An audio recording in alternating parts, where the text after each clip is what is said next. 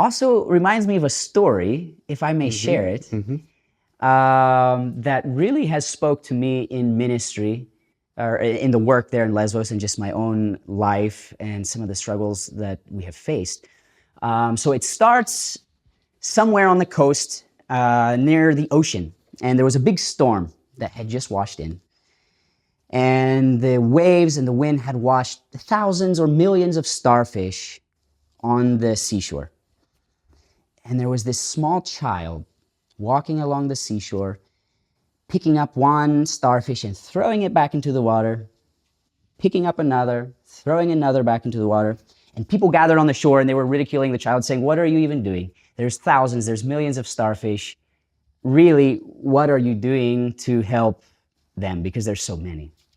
And the child just kept happily going on and saying, as she threw into the sea, "It made a difference to that one. It made a difference to that one.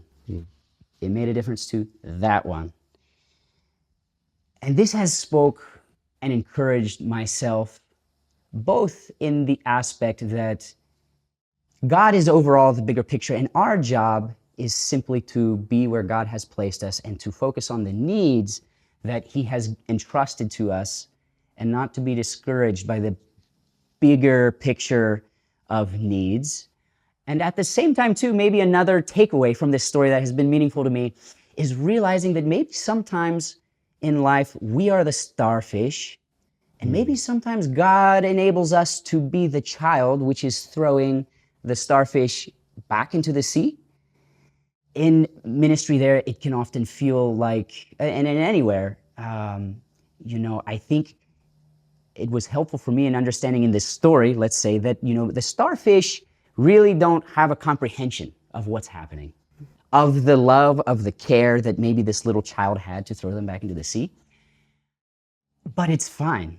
And that's not the point. The point is caring for the starfish, not that the starfish is able to, let's say, worship you as their savior, because we are nothing.